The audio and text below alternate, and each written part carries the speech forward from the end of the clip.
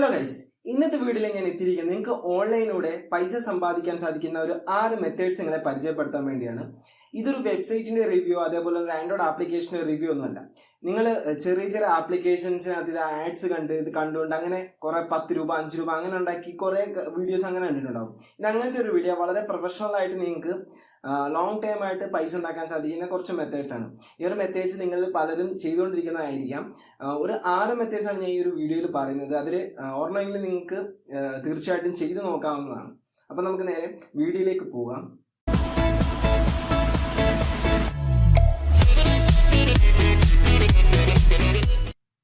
അപ്പൊ ആദ്യമായിട്ടുള്ളത് തന്നെ നമ്മുടെ യൂട്യൂബ് എന്ന് പറയുന്ന ഒരു യൂട്യൂബാണ്. അതായത് നമുക്ക് യൂട്യൂബിൽ ഒരു വീഡിയോസ് അപ്ലോഡ് ചെയ്തുകൊണ്ട് ക്യാഷ് ഉണ്ടാക്കാൻ സാധിക്കും. യൂട്യൂബിൽ ക്യാഷ് ഉണ്ടാക്കുന്നത് അത്ര വലിയൊരു പ്രോസസ്സ് ഒന്നും അല്ല. അപ്പൊ നിങ്ങൾ വിചാരിക്കും യൂട്യൂബിൽ പൈസ കിട്ടണമെങ്കിൽ ഏകദേശം 1 ലക്ഷം സബ്സ്ക്രൈബേഴ്സ് അല്ലെങ്കിൽ 50,000 സബ്സ്ക്രൈബേഴ്സിലൊക്കെ വേണമെങ്കിൽ ഒരു 500 സബ്സ്ക്രൈബേഴ്സ് ഉണ്ടായാൽ പോലും നിങ്ങൾക്ക് ഈ ഒരു പ്ലാറ്റ്ഫോമിൽ നിന്നും പൈസ ഉണ്ടാക്കാൻ സാധിക്കും. ഇപ്പം യൂട്യൂബിന്റെ മെയിൻ ആയിട്ടുള്ള ഇൻകം സോഴ്സ് എന്ന് പറയുന്നത് ഒന്ന് ഗൂഗിൾ ആഡ്സൻസ് ആണ്. ഗൂഗിൾ ആഡ്സൻസ് എന്ന് പറയുന്നത് നമ്മൾ വീഡിയോസിൽ പൈസ ആഡ്സ് വന്നിട്ട് പൈസ കിട്ടുന്ന ഒരു മെത്തേഡ് ഗൂഗിൾ ആഡ്സൻസ്. രണ്ടാമത്തേന്ന് പറയുന്നത് സ്പോൺസർഷിപ്പ് ആണ്. മൂന്നാമത്തേന്ന് പറഞ്ഞാൽ അഫിലിയേറ്റ് മാർക്കറ്റിംഗ് ആണ്. അപ്പൊ ഇങ്ങനെ 3 രീതിയിലാണ് മെയിൻ ആയിട്ട് യൂട്യൂബിൽ നിന്നുള്ള ഇൻകം കിട്ടുന്നത്. അപ്പൊ നിങ്ങൾ വിചാരിക്കും എങ്ങനെയാണ് ഈ 500 സബ്സ്ക്രൈബേഴ്സ് ഒക്കെ കൊണ്ട് നമുക്ക് ഇങ്ങനെ പൈസ ഉണ്ടാക്കാം എന്നുള്ളത്. അതായത് ഇപ്പൊ ഞാൻ പറയാം, എനിക്ക് മോണിറ്റൈസേഷൻ കിട്ടിയിട്ട് 2 മാസം ആവുന്നതേ ഉള്ളൂ. അതിന് മുമ്പ് തന്നെ എനിക്ക് യൂട്യൂബിൽ നിന്ന് മാത്രമായിട്ട് 7,000 രൂപയോളം കിട്ടിയിട്ടുണ്ട്. ഇതെന്ന് പറയുന്നത് അതിൽ ഒരുപാട് കാര്യങ്ങളുണ്ട്. അതിൽ വളരെ ഡീറ്റെയിൽഡ് ആയിട്ടുള്ള സിംഗിൾ വീഡിയോസ് ആയിട്ട് ഞാൻ ഈ ഒരു 6 മെത്തേഡിന്റെ സിംഗിൾ വീഡിയോസ് ആയിട്ട് ചെയ്യുന്നതായിരിക്കും. അതിൽ എനിക്ക് കിട്ടിയത് എങ്ങനെയാണെന്ന് ഞാൻ പറയാം. ഒരു ആൻഡ്രോയിഡ് ആപ്ലിക്കേഷന്റെ റിവ്യൂ ആണ് ഞാൻ ചെയ്തത്. ഒരു ഗെയിം MPL എന്ന് പറഞ്ഞ ആപ്ലിക്കേഷൻ നിങ്ങൾക്കറിയാം. ആ ആപ്ലിക്കേഷൻ റിവ്യൂ ചെയ്തു. അതിന്റെ റെഫറലിൽ നിന്ന് മാത്രം എനിക്ക് 7,000 രൂപ കിട്ടി. അപ്പൊ നിങ്ങൾ വിചാരിക്കുന്നുണ്ടാവും 500 സബ്സ്ക്രൈബേഴ്സ് ഉണ്ടോ 1000 സബ്സ്ക്രൈബേഴ്സ് ഉണ്ടോ എങ്ങനെ കിട്ടുന്നു എന്നുള്ളത്. നിങ്ങൾ സബ്സ്ക്രൈബേഴ്സ് കൊണ്ടൊന്നും നോക്കണ്ട, വ്യൂസ് വരുന്നതനുസരിച്ചാണ് നിങ്ങൾക്ക് ഏണിങ്സ് കിട്ടുന്നത്. അപ്പൊ എത്ര വ്യൂസ് വരുന്നതനുസരിച്ചായിരിക്കും. അപ്പൊ ഇത് എന്റെ ഒരു 18,000 വ്യൂസ് ആണ് എനിക്ക് ആ ഒരു വീഡിയോയ്ക്ക് വന്നത്. അതിൽ ഏകദേശം ഒരു 500 പേരോളം ആ ആപ്ലിക്കേഷന്റെ ലിങ്കിൽ നിന്ന് ഡൗൺലോഡ് ചെയ്ത് അതുകൊണ്ടാണ് എനിക്ക് 7,000 രൂപയ്ക്ക് അടുത്ത് കിട്ടിയത്.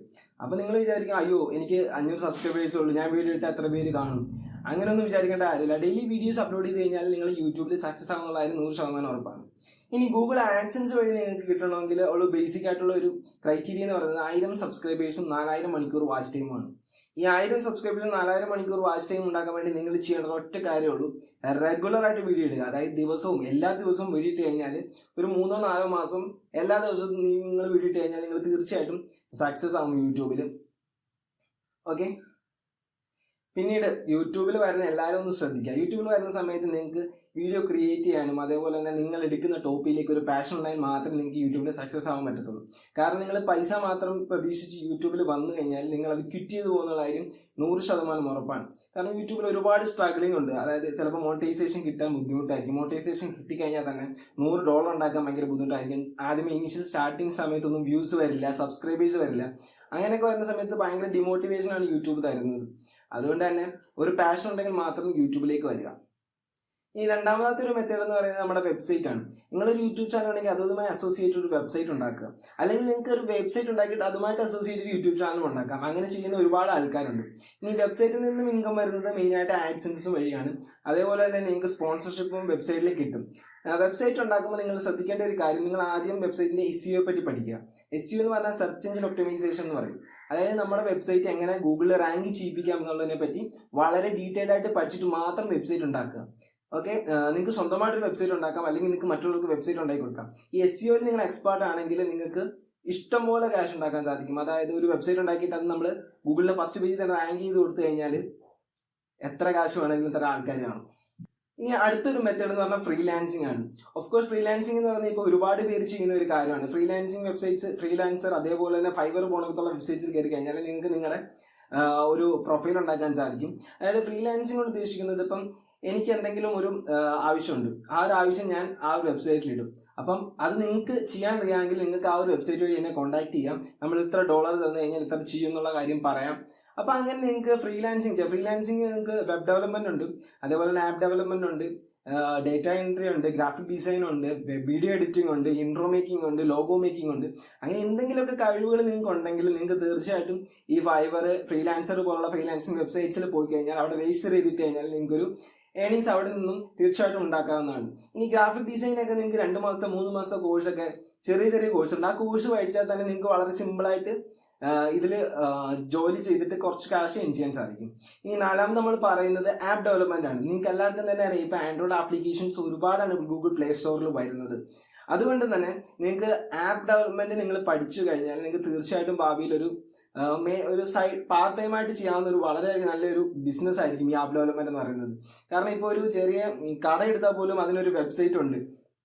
അല്ലെങ്കിൽ ഇപ്പോൾ ഒരു ഭാവിയിൽ വന്നു കഴിഞ്ഞാൽ ചില മാർക്കറ്റ്സിനൊക്കെ ആൻഡ്രോയിഡ് ആപ്ലിക്കേഷൻസ് ഒക്കെ മിക്കവാറും ഇറക്കാൻ ചാൻസ് ഉണ്ട് ഇനി ഒരു ഭാവിയിൽ. അപ്പോൾ ആപ്പ് ഡെവലപ്മെന്റ് പഠിച്ചു വെച്ച് കഴിഞ്ഞാൽ എന്തൊരു കാര്യത്തിനും ഇപ്പോൾ ആൻഡ്രോയിഡ് ആപ്ലിക്കേഷൻസ് ഉണ്ടാക്കുന്നുണ്ട്. അപ്പം ആപ്പ് ഡെവലപ്മെന്റ് പഠിച്ചു കഴിഞ്ഞാൽ നിങ്ങൾക്ക് വളരെയധികം യൂസ്ഫുൾ ആയിരിക്കും. ഓക്കെ, ഇനി 5ാമത്തെ ഒരു മെത്തേഡ് എന്ന് പറയുന്നത് അഫിലിയേറ്റ് മാർക്കറ്റിംഗ് ആണ്. അഫിലിയേറ്റ് മാർക്കറ്റിംഗിനെ കുറിച്ച് നിങ്ങൾ കുറച്ച് പേരെങ്കിലും കേട്ടിട്ടുണ്ടാകും. അഫിലിയേറ്റ് മാർക്കറ്റിംഗ് കൊണ്ട് ഉദ്ദേശിക്കുന്നത്, അതായത് നമ്മളൊരു ആമസോണിന്റെ അഫിലിയേറ്റ് മാർക്കറ്റിംഗ് എന്താണെന്ന് ഞാൻ വിശദീകരിക്കാം. ആമസോൺ അഫിലിയേറ്റ് മാർക്കറ്റിംഗ് എന്ന് പറഞ്ഞാൽ ആമസോണിന്റെ ഒരു പ്രൊഡക്റ്റ്, ആ ഒരു പ്രൊഡക്റ്റിന്റെ ഒരു റിവ്യൂ നമ്മൾ ചെയ്യുന്നു. അത് നമ്മുടെ വെബ്സൈറ്റിലോ യൂട്യൂബിലോ ചെയ്ത ശേഷം അതിന്റെ താഴെ ഒരു ലിങ്ക് കൊടുക്കുന്നു. ആ ഒരു ലിങ്ക് എന്ന് പറയുന്നത് നമ്മുടെ അഫിലിയേറ്റ് ലിങ്ക് ആണ്. ആ അഫിലിയേറ്റ് ലിങ്ക് വഴി ആരെങ്കിലും എന്തെങ്കിലും പ്രൊഡക്റ്റ് പർച്ചേസ് ചെയ്ത് കഴിഞ്ഞാൽ അതിന് കുറച്ച് ശതമാനം കമ്മീഷൻ നമുക്ക് കിട്ടും. ഇതാണ് അഫിലിയേറ്റ് മാർക്കറ്റിംഗ് കൊണ്ട് ഉദ്ദേശിക്കുന്നത്. അഫിലിയേറ്റ് മാർക്കറ്റ് എന്ന് പറഞ്ഞാൽ യൂട്യൂബിന്റെയോ വെബ്സൈറ്റിന്റെ ഒക്കെ ഇരട്ടി, ഒരുപാട് യൂട്യൂബിൽ നിന്ന് കിട്ടുന്നതിനേക്കാൾ ഇരട്ടി പൈസ കിട്ടുന്ന ഒരു പ്ലാറ്റ്ഫോമാണ് അഫിലിയേറ്റ് മാർക്കറ്റിംഗ്. അപ്പൊ പലരും ചെയ്യുന്നതാണെന്ന് വെച്ചാൽ ഒരു പർട്ടിക്കുലർ നിഷ സെലക്ട്, അതായത് ഇപ്പം നിങ്ങളൊരു അതായത് വെഹിക്കിളുമായിട്ട് ബന്ധപ്പെട്ട അക്സസറീസിനെ പറ്റി റിവ്യൂ ചെയ്യുന്ന ഒരു വെബ്സൈറ്റ് സ്റ്റാർട്ട് ചെയ്യുന്ന വിചാരിക്കാം. അപ്പം അതിൽ നിങ്ങളൊരു ഹെൽമെറ്റിന്റെ റിവ്യൂ എഴുതിയ ശേഷം നിങ്ങളൊരു ആ ഹെൽമെറ്റിന്റെ പർച്ചേസ് നിങ്ങൾ ആമസോണിന്റെ കൊടുത്തെന്ന് വിചാരിക്കാം. ഓക്കെ, അപ്പൊ ആ ഹെൽമെറ്റിന്റെ എത്ര പേര് പർച്ചേസ് ചെയ്യുന്നു, ആ പർച്ചേസ് ചെയ്യുന്ന ഓരോരുത്തരിൽ നിന്നും ഒരു ഇൻകം നിങ്ങൾക്ക് ജനറേറ്റ് ചെയ്തുകൊണ്ടിരിക്കും. അതേപോലെ തന്നെ ആമസോണിൽ ഒരു പ്രത്യേകത ഉണ്ട്. ആ ഒരു ലിങ്ക് വഴി നിങ്ങൾ ആമസോണിൽ കയറിയിട്ട് വേറെ എന്ത് പ്രൊഡക്റ്റ് പർച്ചേസ് ചെയ്താലും നിങ്ങൾക്ക് അതിൽ നിന്നൊരു ഇൻകം കിട്ടും. അതായത് ഒരു നിഷ വെബ്സൈറ്റ് ക്രിയേറ്റ് ചെയ്യുക, അതായത് ആമസോൺ അഫിലിയേറ്റ് വെബ്സൈറ്റ് നിങ്ങൾ ക്രിയേറ്റ് ചെയ്യുക. ആ ഒരു വെബ്സൈറ്റിൽ നിങ്ങൾക്ക് ഒരുപാട് ക്യാഷ് ഉണ്ടാക്കാൻ സാധിക്കും. ആമസോൺ അഫിലിയേറ്റ് വഴി ക്യാഷ് ഉണ്ടാക്കുന്ന ഒരുപാട് ആൾക്കാരുണ്ട്. ഇനി ലാസ്റ്റായിട്ട് ഞാൻ പറയുന്ന ഒരു മെത്തേഡ് എന്ന് പറഞ്ഞാൽ റീസെല്ലിംഗ് ആണ്. റീസെല്ലിംഗ് എന്ന് പറഞ്ഞാൽ ഇപ്പോൾ നമ്മൾ ഒരു പ്രൊഡക്റ്റ്, ആ ഒരു പ്രൊഡക്റ്റ് അതായത് എവിടെന്നെങ്കിലും ഒരു മാർക്കറ്റിൽ നമ്മൾ പ്രൊഡക്റ്റ് മേടിച്ചിട്ട് നമ്മൾ ഒരു മാർജിൻ ഇട്ട് മറ്റൊരാൾക്ക് വിൽക്കുന്നു. അപ്പോൾ ആ മാർജിനുള്ള പൈസ നമുക്ക് കിട്ടുന്നു.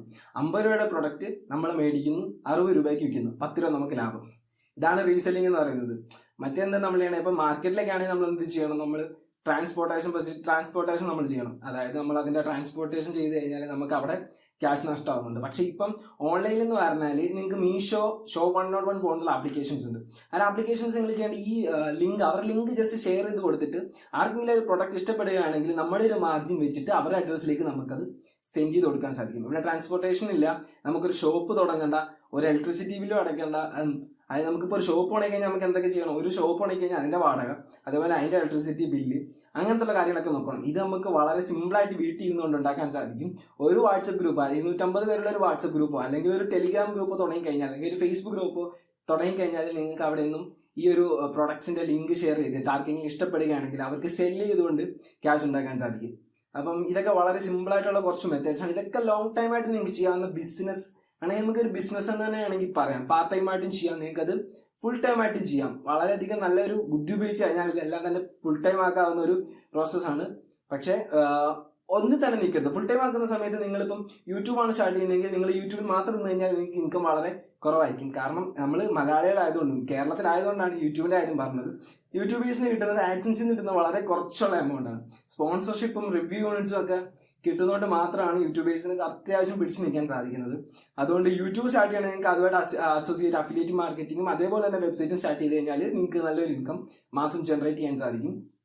അപ്പം ഈ ഒരു വീഡിയോ എല്ലാവർക്കും ഇഷ്ടമായിരിക്കുന്ന വീഡിയോ തീർച്ചയായിട്ടും ചാനൽ സബ്സ്ക്രൈബ് ചെയ്യുക, തൊട്ട് ബെല്ലിംഗ് കൂടി എനേബിൾ ചെയ്ത് വെക്കുക. അടുത്ത വീഡിയോ കാണുന്നവരെ ബൈ ബൈ.